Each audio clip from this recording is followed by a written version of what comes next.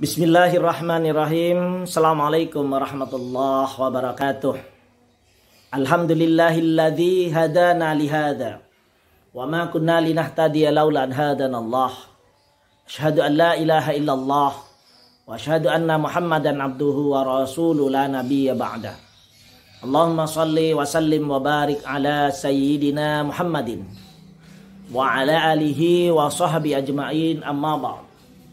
Ayuhal hadirun, usikum wa nafsi bitaqwallah bita'atihi faqad fazal muttaqun. Qala Allah Ta'ala fi kitabihil karim, a'udzu billahi minasyaitonir rajim. Bismillahirrahmanirrahim. Wala tamsi fil ardi maraha. Al-ayah ma ba'du. Saudara-saudaraku yang dirahmati Allah, alhamdulillah sampai saat ini, sampai detik ini kita diberikan nikmat iman, Islam dan kesehatan oleh Allah Subhanahu wa taala.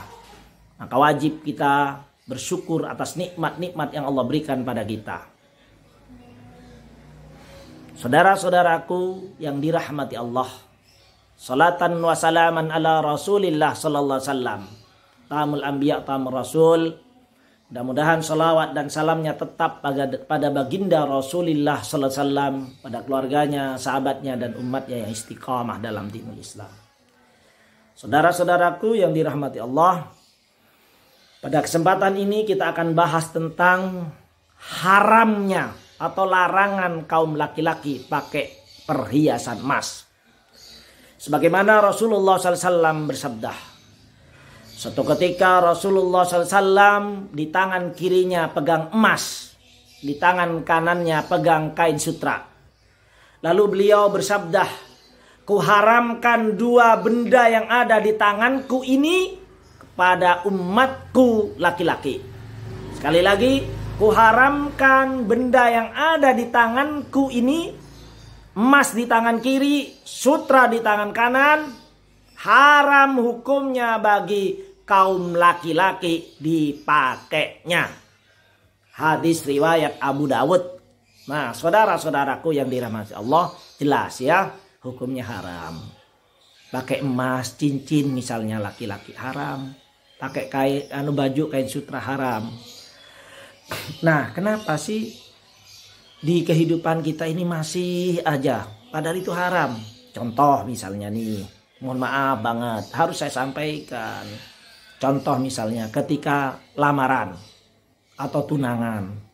Ketika kaum laki-laki melamar pada sang perempuan, kan sebenarnya dalam Islam boleh melamar. Cukup aja mengucapkan ibu, bapak, perwakilannya misalnya ngomong, kehadiran kami ini ke sini di samping silaturahim dan juga untuk melamar atau meminang putri ibu atau putri bapak. Sebagai rasa ikatan, biar ada pengikatnya, wujud daripada lamaran ini, maka kami dari keluarga besar laki-laki akan memasang cincin pada putri ibu yang akan disampaikan, yang akan dipasang oleh ibu dari pengantin atau calon pengantin laki-laki. Nah, itu biasanya ya, harusnya seperti itu. Lalu ibunya lah memakaikan cincinnya kepada calon mantunya perempuan.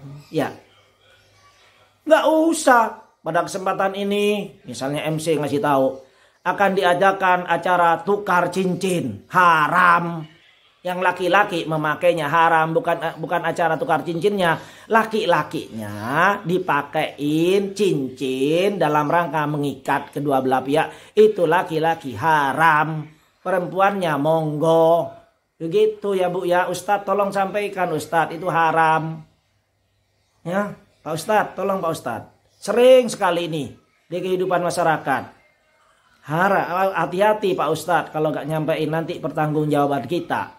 Maka pada kesempatan ini biar saya gak dituntut di akhirat, saya sampaikan laki-laki haram pakai cincin emas, kalung, anting dan sebagainya dalam apapun, acara apapun atau dalam kehidupan ini. Nah, kenapa sih haram? Hadisnya sudah jelas tadi.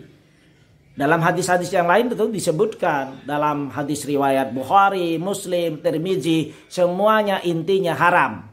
memakai dua benda tersebut, cincin atau emas dan kain sutra pada laki-laki, pada tubuh laki-laki. Nah, kalau laki-laki ingin punya emas bagaimana? Ya udah, investasi emas aja, beli emas batangan, taruh di rumah, itu investasi. Atau di samping investasi, beliin istrinya emas ya. Kan enak, istrinya dibeliin emas, cincin kayak, kalung kayak, atau anting. Tentu belinya nggak usah banyak-banyak banget lah, sewajarnya aja ya. Sewajarnya aja. Misalnya dikasih cincinnya istrinya satu di sini atau dua lah ya. Kalungnya dibeliin 10 gram, 20 gram. Cincinnya dibeliin 10 gram atau 5 gram. Antingnya misalnya 1 graman atau 2,5 graman. Kanan kiri jadi 5 gram. Nggak usah banyak-banyak juga ya. Waduh, biar istri saya, biar saya investasi ke istri saya beliin kalung 1 kilo. Make bereng gitu kayak toko berjalan, toko emas berjalan. Jangan juga. Masuknya nanti bermegah-megahan atau kesombongan. Sombong itu dilarang. Wala tamsi fil ardi maraha, dan janganlah kau berjalan di muka bumi ini dengan sombong. Nah, kenapa sekarang? Nah, sekarang nih, tinjauan kenapa Rasulullah melarang pakai emas bagi laki-laki.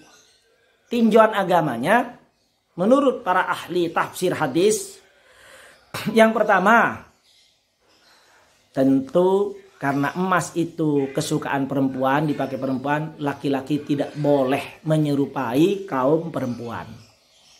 Yang kedua, tentu laki-laki dilarang karena akan menimbulkan riya, ingin dipuji, sombong, bermegah-megahan pada dirinya, pakai emas kanan kiri, kalung diperlihatkan, sombong, bermegah-megahan nggak boleh laki-laki ya, baik perempuan. Terus yang selanjutnya, kenapa laki-laki nggak boleh?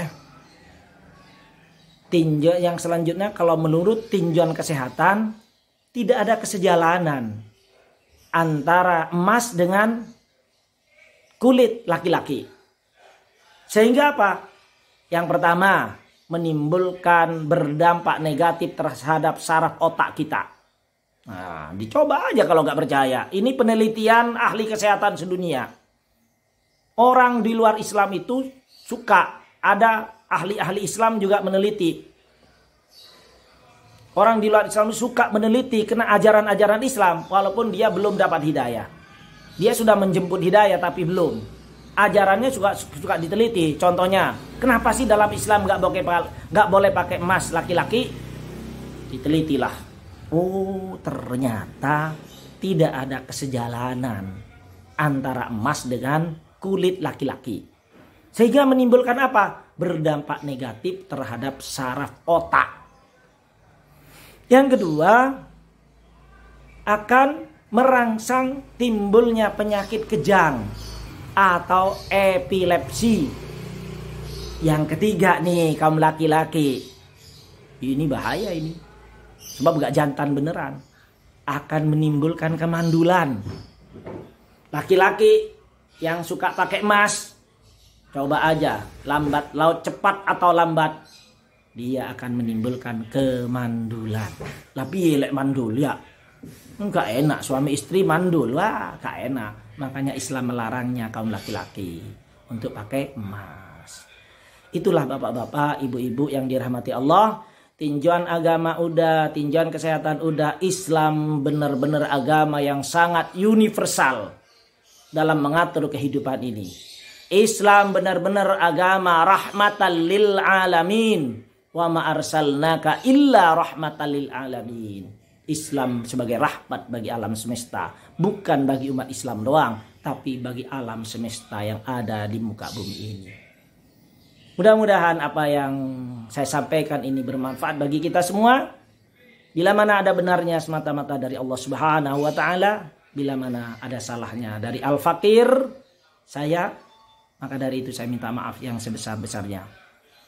Akhirnya, wal aqwa minkum ila qamit tariq. Wassalamualaikum warahmatullahi wabarakatuh.